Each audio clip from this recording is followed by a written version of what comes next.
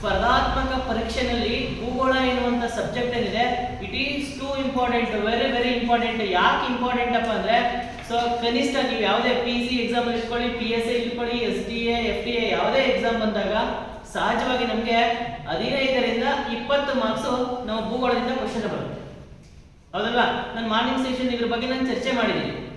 ಇದಕ್ಕೆ ಈ ಒಂದು ಭೂಗೋಳಕ್ಕೆ ತುಂಬಾ ಇವತ್ತು ಪ್ರೆಸೆಂಟ್ ತುಂಬಾ ಚೆನ್ನಾಗಿರೋ ಪುಸ್ತಕದ ಬಗ್ಗೆ ಹೇಳಿದ್ದೀನಿ. ನನ್ನ ಪುಸ್ತಕವನ್ನು ಓದಿ, ತುಂಬಾ ಚೆನ್ನಾಗಿದೆ.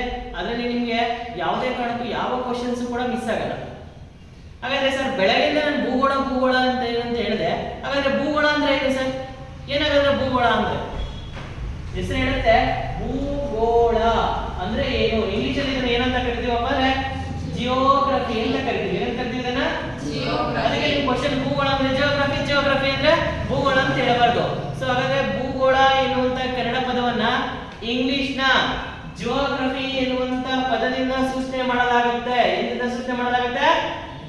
ಇಂಗ್ಲಿಷ್ ನ ಜಿಯೋಗ್ರಫಿ ಎನ್ನುವಂತ ಪದದಿಂದ ಸೂಚನೆ ಮಾಡಲಾಗುತ್ತೆ. ಹಾಗಾದ್ರೆ ಈ ಭೂಗೋಳ ಎನ್ನುವಂತ ವಿಷಯದ ಮೂಲ ಭಾಷೆ ಯಾವ್ದಪ್ಪ ಅಂದ್ರೆ, ಅಥವಾ ಇದನ್ನ ಯಾವ ಭಾಷೆಯಿಂದ ಅದರ ಮೂಲ ಭಾಷೆ ಯಾವುದು ಅಂತ ನಾವು ಕನ್ಸಿಡರ್ ಮಾಡ್ತೀವಪ್ಪ ಅಂದ್ರೆ, ಜಿಯೋಗ್ರಫಿಯ ಮೂಲ ಭಾಷೆ ಗ್ರೀಕ್ ಅಂತ ಹೇಳಿ ಕನ್ಸಿಡರ್ ಮಾಡ್ತೀವಿ. ಏನಂತ ಕನ್ಸಿಡರ್ ಮಾಡ್ತೀವಿ? ಜಿಯೋಗ್ರಫಿಯ ಮೂಲ ಭಾಷೆ ಯಾವ್ದಪ್ಪ ಅಂದ್ರೆ ಗ್ರೀಕ್. ಹಾಗಾದ್ರೆ ನಾವು ಒಂದೇ ವರ್ಡ್ ಅಲ್ಲಿ ಹೇಳ್ತೀವಿ ಭೂಗೋಳ ಎಂದರೆ ಏನು ಅಂತ. ಏನು ಭೂಗೋಳ ಅಂದ್ರೆ? ಭೂಮಿಯ ಬಗ್ಗೆ ಅಧ್ಯಯನ ಮಾಡುವಂತ ಶಾಸ್ತ್ರವನ್ನೇ ಭೂಗೋಳ ಶಾಸ್ತ್ರ ಅಂತ ಕರಿತೀವಿ. ಇಂಗ್ಲಿಷ್ ಅಲ್ಲಿ ಬೇಕಾದ್ರೆ study of the earth is called geography ಅಂತ. ಭೂಮಿಯ ಬಗ್ಗೆ ಅಧ್ಯಯನ ಮಾಡುವಂತ ಶಾಸ್ತ್ರವನ್ನ ಏನಂತ ಕರಿತೀವಿ ನಾವು? ಭೂಗೋಳ ಶಾಸ್ತ್ರ ಅಂತ ಕರಿತೀವಿ, ಹೌದೇನ್ರಾ? ಸೊ ಹಾಗಾದ್ರೆ ಇಂಗ್ಲಿಷ್ ಅಲ್ಲಿ ಏನಂತ ಕರಿತೀವಪ್ಪ ಅಂದ್ರೆ ಜಿಯೋಗ್ರಫಿ ಅಂತ ಕರಿತೀವಿ. ಮತ್ತೆ ಈ ಜಿಯೋಗ್ರಫಿ ಎನ್ನುವಂತ ಪದವನ್ನ 2 ಪಾರ್ಟ್ಗಳಾಗಿ ಡಿವೈಡ್ ಮಾಡ್ತೀವಿ. ಒಂದನ್ನ ಜಿಯೋ ಅಂತ ಕರೆದ್ರೆ, ಮತ್ತೊಂದನ್ನ ಏನಂತ ಕರಿತೀವಪ್ಪ ಅಂದ್ರೆ ಗ್ರಫಿಯಾ ಅಂತ ಕರಿತೀವಿ. ಏನಂತ ಕರಿತೀವಿ? ಜಿಯೋ ಎಂದರೆ ಏನಾಗುತ್ತೆ? ಜಿಯೋ ಅಂದ್ರೆ ಏನಪ್ಪ ಅಂದ್ರೆ ಭೂಮಿ. ಏನು? ಗ್ರಫಿಯಾ ಅಂದ್ರೆ ಏನು? ಅಧ್ಯಯನ. ಒಟ್ಟಾರೆಯಾಗಿ ಜಿಯೋಗ್ರಫಿ ಅಂದ್ರೆ ಏನು? ಭೂಮಿಯ ಬಗ್ಗೆ ಅಧ್ಯಯನ ಮಾಡೋದನ್ನೇ ಜಿಯೋಗ್ರಫಿ ಅಂತ ಕರೀತೀವಿ. ಹಾಗಾದ್ರೆ ಇಡೀ ಜಿಯೋಗ್ರಫಿಯ ಫಾದರ್ ಯಾರು, ಅಥವಾ ಈ ಭೂಗೋಳ ಎನ್ನುವಂತ ಪುಸ್ತಕವನ್ನ ಮೊದಲ ಬಾರಿಗೆ ಬರೆದವರು ಫಾದರ್ ಆಫ್ ದ ಜಿಯೋಗ್ರಫಿ ಯಾರು ಅಂತ ಕೇಳ್ತಾರೆ. ಯಾರಾದ್ರೆ ಫಾದರ್ ಆಫ್ ದ ಜಿಯೋಗ್ರಫಿ?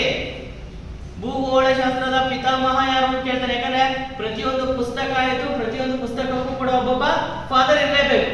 ಆತರ ಅರ್ಥ ಆಯ್ತಲ್ಲ?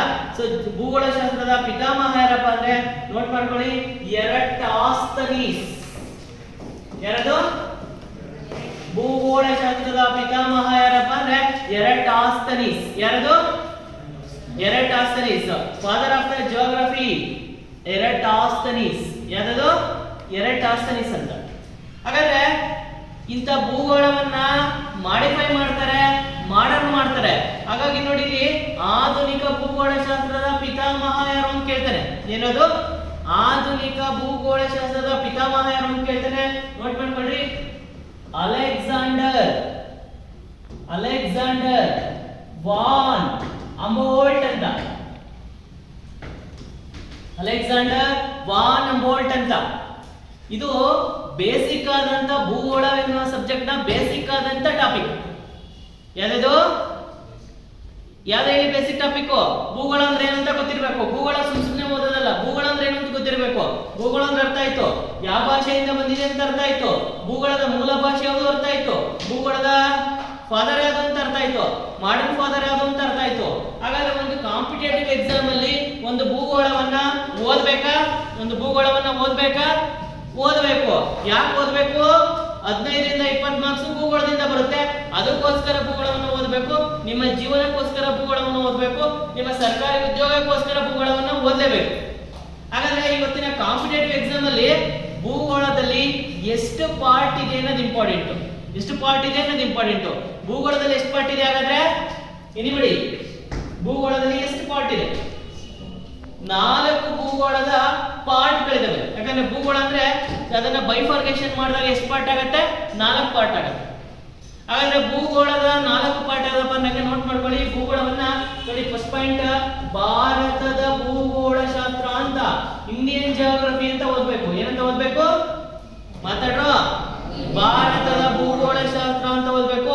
ಎನಿ ಕಾಂಪಿಟೇಟಿವ್ ಎಕ್ಸಾಮ್ ಅಲ್ಲಿ ವೆರಿ ವೆರಿ ವೆರಿ ಇಂಪಾರ್ಟೆಂಟ್. ಯಾಕಪ್ಪ ಅಂದ್ರೆ 7ರಿಂದ 8 ಮಾರ್ಕ್ಸ್ ಗಿಂತ ಜಾಸ್ತಿ ಇರುತ್ತೆ ಇದು.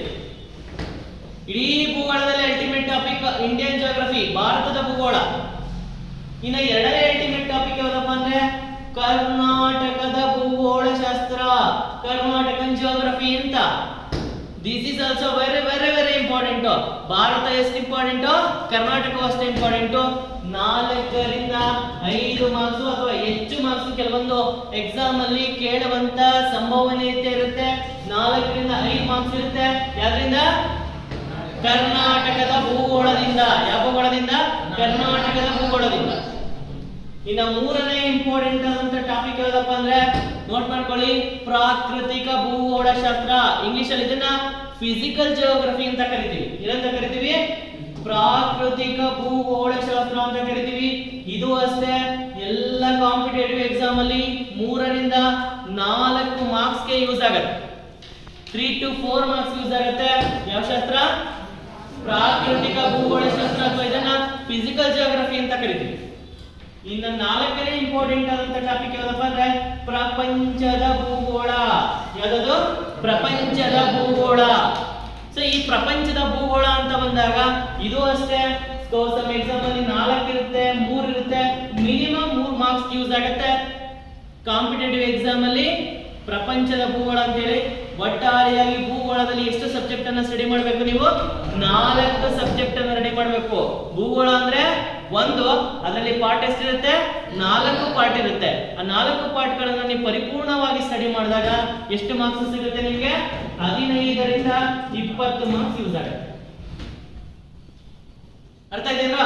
ಹಾಗಾದ್ರೆ ನೋಡಿ, ಒಟ್ಟಾರೆಯಾಗಿ 4 ಭೂಗೋಳದಲ್ಲಿ ಸೊ ಪ್ರಪ್ರಥಮವಾಗಿ ನಮಗೆ ಸಹಜವಾಗಿ ಒಂದು ಕಲ್ಪನೆ ಇದೆ. ಏನಪ್ಪಾ ಅಂದ್ರೆ ನೋಡಿ, ಈ ಕಡೆ ಯಾಕೆ ಪದವನ್ನು ಹೇಳ್ತಾ ಇದ್ದೀವಿ, ನಾವು ಪ್ರಪಂಚದ ಭೂಗೋಳಕ್ಕೆ ಹೋಗೋದಕ್ಕಿಂತ ಮುಂಚೆ ಭೂಮಿಯ ಆಕಾರ ಯಾವುದು ಅಂತ ಗೊತ್ತಿರಬೇಕು. ಯಾವ್ದ್ರ ಆಕಾರ ಗೊತ್ತಿರಬೇಕು? ಭೂಮಿಯ ಆಕಾರ ಯಾವುದು ಅಂತ. ನೀವ್ ಹೇಳ್ತಿರಲ್ಲ ಈಗ ಭೂಮಿಯ ಆಕಾರ ಯಾವುದು ಅಂತ. ಭೂಮಿಯ ಆಕಾರ ಯಾವುದು? ಗೋಳಾಕಾರ ಅಲ್ಲಪ್ಪ. ನೋಡಿ, ಭೂಮಿಯ ಆಕಾರವನ್ನು ನಾವು ಏನಂತ ಕರಿತೀವಪ್ಪ ಅಂದ್ರೆ ಜಿಯೋಡ್ ಶೇಪ್ ಅಂತ ಕರಿತೀವಿ. ಏನಂತ ಕರಿತೀವಿ ಭೂಮಿಯ ಆಕಾರವನ್ನ? Very good. ಏನಂತ ಕರಿತೀವಪ್ಪ ಅಂದ್ರೆ ಜಿಯೋಡ್ ಶೇಪ್ ಅಂತ ಕರಿತೀವಿ. ಭೂಮಿಯ ಆಕಾರ ಯಾವುದು ಅಂತ ಕೇಳಿದಾಗ ಇಂಗ್ಲಿಷ್ ಅಲ್ಲಿ ಜಿಯೋಡ್ ಶೇಪ್ ಅಂತ ಕರೆದ್ರೆ, ಕನ್ನಡದಲ್ಲಿ ಏನಂತ ಕರಿತೀವಪ್ಪ ಅಂದ್ರೆ ಭೂಮ್ಯಾಕಾರ ಅಂತ ಕರಿತೀವಿ. ಏನಂತ ಕರಿತೀವಿ? ಭೂಮ್ಯಾಕಾರ ಅಂತ ಕರಿತೀವಿ. ಸೊ ಇಂಗ್ಲಿಷ್ ಅಲ್ಲಿ ಜಿಯೋಡ್ ಶೇಪ್, ಕನ್ನಡದಲ್ಲಿ ಭೂಮ್ಯಾಕಾರ. ಹಾಗಾದ್ರೆ ಸರ್, ಭೂಮಿಯ ಆಕಾರ ಕೇಳಿದಾಗ ನಾವು ಗೋಳಾಕಾರ ಅಂತಾನೂ ಬರೆಯಂಗಿಲ್ಲ, ಗುಂಡಾಕಾರವಾಗಿದೆ ಅಂತಾನೂ ಬರೆಯಂಗಿಲ್ಲ, ಏನು ಬರೆಯಂಗಿಲ್ಲ. ಏನಂತ ಬರೀಬೇಕು ನೀವು? ಜಿಯೋಡ್ ಶೇಪ್ ಅಲ್ಲಿ ಇದೆ. ಯಾವ ಶೇಪ್ ಅಲ್ಲಿ ಇದೆ? ಯಾಕೆ ಇದು ಜಿಯೋಡ್ ಶೇಪ್ ಅಲ್ಲಿ ಇದೆ? ಭೂಮಿ ಯಾಕೆ ಜಿಯೋಡ್ ಶೇಪ್ ಅಲ್ಲಿ ಇದೆ ಅಂದ್ರೆ ನಿಮಗೆ ಕಾಣ್ತಾ ಇದೆಯಲ್ಲ, ಇದು ಭೂಮಿಯ ಆಕಾರ. ನೋಡಿ, ಇದು ಈ ರೇಖೆ ಗೊತ್ತಲ್ಲ ನಿಮ್ಗೆ? ಯಾವ ರೇಖೆ ಇದು? ಸಮಭಾಜಕ ವೃತ್ತ ರೇಖೆ. ಯಾವ ರೇಖೆ ಇದು? ಸಮಭಾಜಕ ವೃತ್ತ ರೇಖೆ. ಇದು ಸಮಭಾಜಕ ವೃತ್ತ ರೇಖೆ. ಯಾಕೆ ಇದು ಸಮಭಾಜಕ ವೃತ್ತ ರೇಖೆ? ನೋಡಿ, ಇದು ಭೂಮಿಯನ್ನ ಉತ್ತರ ಗೋಳ, ದಕ್ಷಿಣ ಗೋಳ. ಇದು ಉತ್ತರ ಗೋಳ, ಇದು ದಕ್ಷಿಣ ಗೋಳವಾಗಿ ವಿಭಾಗ ಮಾಡಿದೆ. ಅದಕ್ಕೋಸ್ಕರ ಇದನ್ನು ನಾವೇನಂತ ಕರಿತೀವಪ್ಪ ಅಂದ್ರೆ ಸಮಭಾಜಕ ವೃತ್ತ ರೇಖೆ ಅಂತ ಕರಿತೀವಿ. ಹಾಗಾದ್ರೆ ಭೂಮಿಯ ಆಕಾರ ಭೂಮ್ಯಾಕಾರ ಅಥವಾ ಜಿಯೋಡ್ ಶೇಪ್ ಯಾಕೆ ಅಂತ ಕೇಳಿದಾಗ ರೈಟ್ ಆನ್ಸರ್ ಏನ್ ಚಾಯ್ಸ್ ಮಾಡ್ಬೇಕಪ್ಪ ಅಂದ್ರೆ ನೀವು ಭೂಮಿಯು ಸಮಭಾಜಕ ವೃತ್ತದ ಬಳಿ, ಇಲ್ಲಿ ಸಮಭಾಜಕ ವೃತ್ತದ ಬಳಿ ಭೂಮಿ ಏನಾಗಿದೆಯಪ್ಪ ಅಂದ್ರೆ ಉಬ್ಬಾಗಿದೆ. ಏನಾಗಿದೆ? ಸಮಭಾಜಕ ವೃತ್ತದ ಬಳಿ ಭೂಮಿ ಉಬ್ಬಾಗಿದೆ. ಎರಡೂ ಧ್ರುವಗಳ ಬಳಿ, ಎಲ್ಲಿ? ಎರಡೂ ಧ್ರುವಗಳ ಬಳಿ, ಧ್ರುವಗಳು ಮೀನ್ಸ್ ಇದು, ಧ್ರುವಗಳ ಬಳಿ ಭೂಮಿ ಏನಾಗಿದೆಯಪ್ಪ ಅಂದ್ರೆ ಚಪ್ಪಟೆಯಾಗಿದೆ. ಏನಾಗಿದೆ? ಅದಕ್ಕೋಸ್ಕರನೇ ಭೂಮಿಯ ಆಕಾರವನ್ನ ಏನಂತ ಕರಿತೀವಿ? ಭೂಮ್ಯಾಕಾರ. ಮಾತಾಡ್ಬೇಕಲ್ಲ, ಭೂಮಿಯ ಆಕಾರವನ್ನ ಏನಂತ ಕರಿತೀವಿ? ಸೊ ಭೂಮಿಯ ಆಕಾರ ಯಾವುದು? ಭೂಮ್ಯಾಕಾರ ಅಥವಾ ಇಂಗ್ಲಿಷ್ ಅಲ್ಲಿ ಅದನ್ನ ಜಿಯೋಡ್ ಶೇಪ್. ಭೂಮಿಯ ಆಕಾರ ಭೂಮ್ಯಾಕಾರ ಅಥವಾ ಜಿಯೋಡ್ ಶೇಪ್ ಯಾಕೆ ಅಂತ ಕೇಳಿದಾಗ ಭೂಮಿಯು ಸಮಭಾಜಕ ವೃತ್ತದ ಬಳಿ ಫ್ಲಾಟ್ ಆಗಿದೆ, ಎರಡೂ ಧ್ರುವಗಳ ಬಳಿ ಭೂಮಿ ಏನಾಗಿದೆ? ಉಬ್ಬಾಗಿದೆ. ಅದಕ್ಕೋಸ್ಕರನೇ ಭೂಮಿಯ ಆಕಾರವನ್ನು ನಾವು ಏನಂತ ಕರಿತೀವಪ್ಪ ಅಂದ್ರೆ ಭೂಮ್ಯಾಕಾರ ಅಂತ ಹೇಳಿ ಕರಿತೀವಿ. ಏನಂತ ಕರಿತೀವಿ ಅದನ್ನ? ಭೂಮ್ಯಾಕಾರ ಅಂತ ಕರಿತೀವಿ. ಅರ್ಥ ಆಯ್ತಲ್ಲ? So okay, ಇಷ್ಟಾದ್ಮೇಲೆ